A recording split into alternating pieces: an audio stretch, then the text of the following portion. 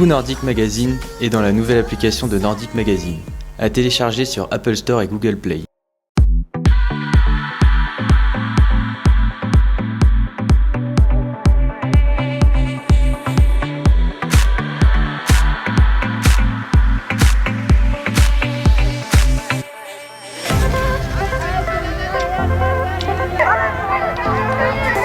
Noël est passé, l'épiphanie aussi. Mais fondeurs et biathlètes réunis au Stade des Tuffes en ce deuxième week-end de janvier espéraient les uns être couronnés rois et reines, les autres trouver dans leurs chaussures de ski un billet pour les prochains rendez-vous internationaux.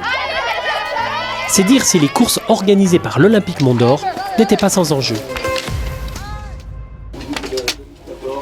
Les premières à s'élancer sur la piste ont été les skieuses en quête d'un titre de championne de France de l'individuel skate. Et c'est parti là aussi pour Marie. De retour d'un tour de ski où elle a signé un honorable top 20, Anouk Fèvre-Picon a logiquement gagné la course qui devait à l'origine se disputer sur ces terres du Haut-Doubs. C'était pas facile pour moi parce que voilà, un peu fatiguée, surtout mentalement du tour et tout, presque envie de rester un peu à la maison.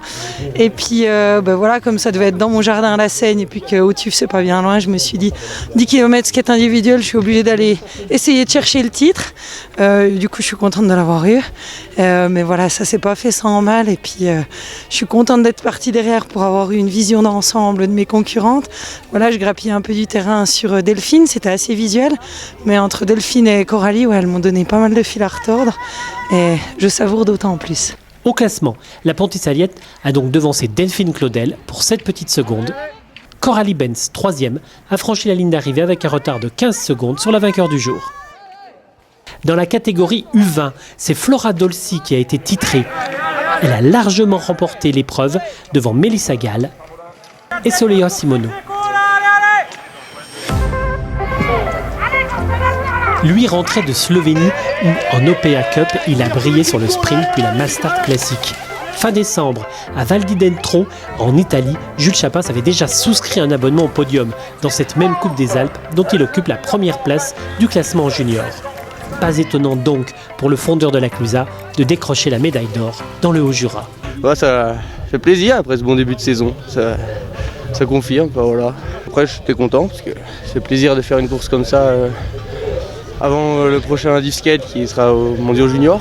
Dans le brouillard, le Mont-Blanais a eu un adversaire de poids en la personne de Victor Lovera que le chronomètre a placé à 7 petites secondes du leader.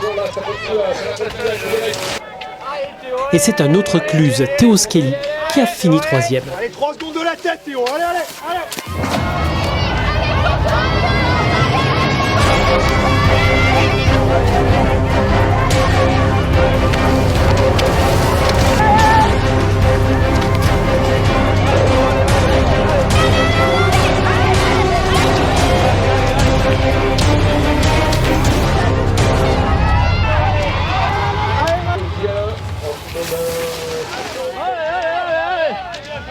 Robin Duvillard est parti le dernier, mais il a terminé premier de l'individuel dans un style où il se sent à l'aise.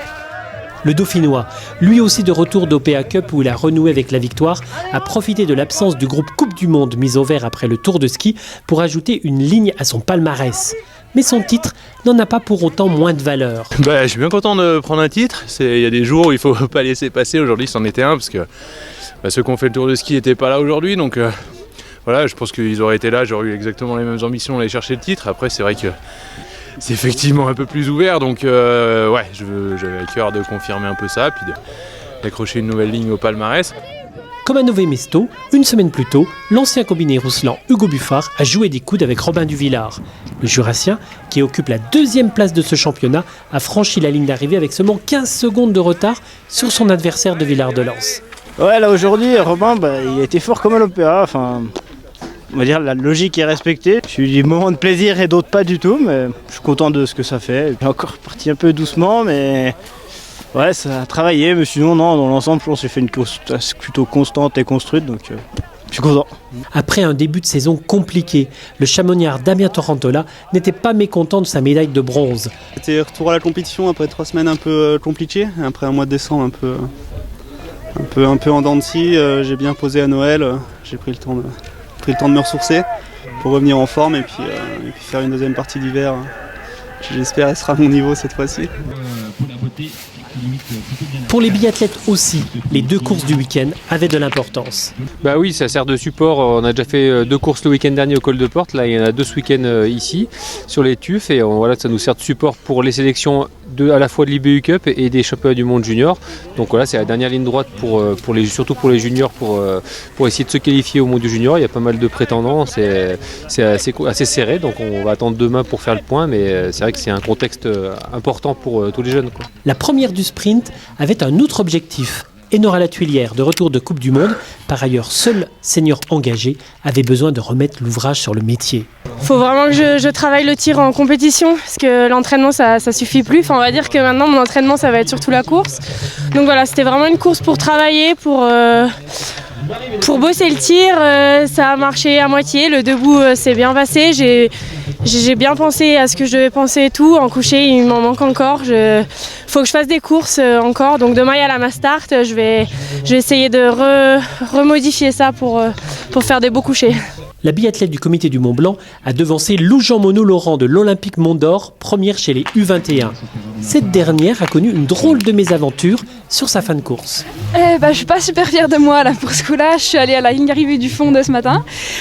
J'ai fait vraiment toute la ligne d'arrivée, je me suis arrêtée, puis je me trouvais qu'il n'y avait pas grand monde. Du coup, c'est après que j'ai percuté qu'il m'en restait un petit peu.